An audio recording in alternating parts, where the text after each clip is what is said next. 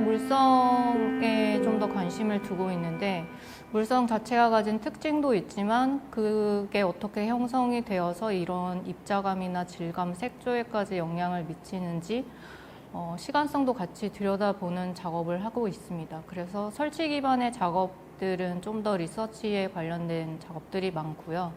평면 작업들은 처음에 어떤 사건으로서 작업이 일어났을 때 그것이 무엇으로 이루어졌는지 궁금해할 수 있는 가장 처음에 있는 작업이라고 보시면 됩니다.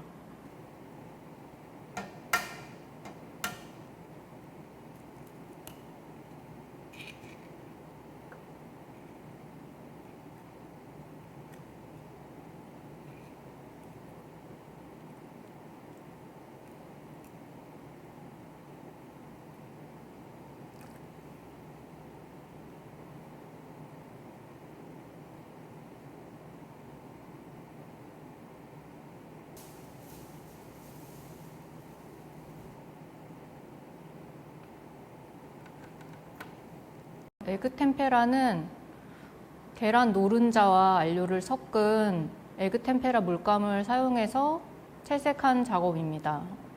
본래는 중세시대에 굉장히 널리 유럽에서 사용이 됐었는데요.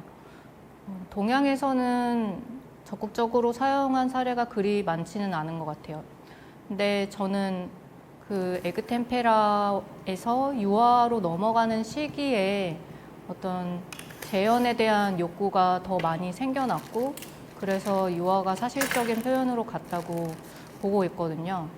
그랬을 때 에그템페라는 훨씬 중층의 레이어를 만들고 그 구조를 활용한다는 측면에서 유화의 기초를 다져진 매체라고 볼 수 있어요.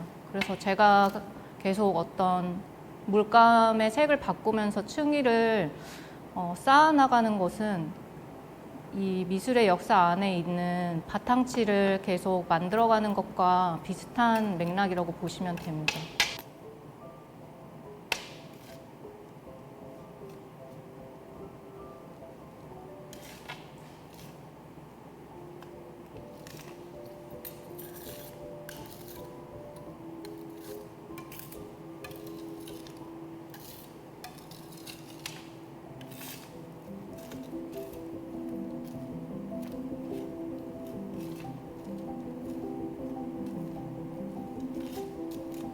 이제 회화를 하다 보면 물감을 계속 쌓아가기 때문에 이 구조적인 면에서 작가가 시간적으로 개입을 할 수밖에 없어요. 근데 물질 자체가 갖고 있는 시간을 본다는 거는 작가가 조절할 수 있는 시간은 아닌 거거든요.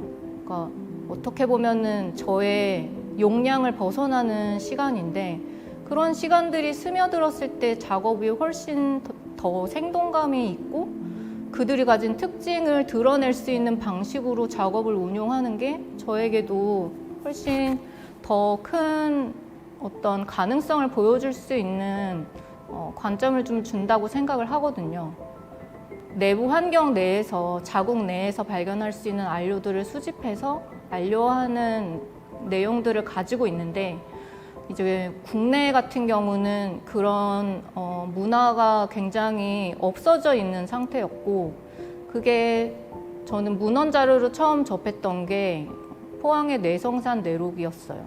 그래서 이제 내록을 채취하는 산지가 남아 있는데, 그게 이제 천연기념물로 지정이 돼서 더 이상 일반인이 출입을 할 수 없다는 기사를 처음 접했던 것 같아요. 근데 오히려 그런 곳에 더 가보고 싶었고, 실제로 자연에서 우리가 재료라고 생각하는 것들이 어떻게 형성이 되어 있는지를 보고 싶다는 열망이 좀 강했던 것 같아요.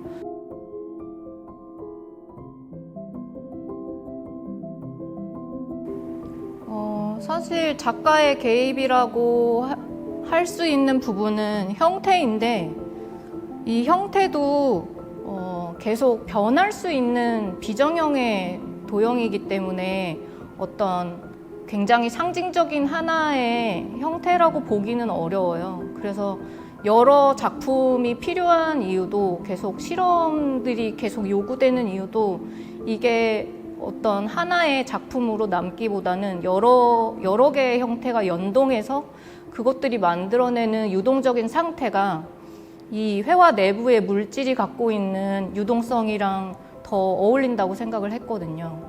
최대한 저는 제가 주장하는 어떤 형태나 모양을 만들려고 한다기보다는 일어난 일들을 받아들이는 쪽이 더 옳다고 생각을 하고 작업을 하고 있습니다.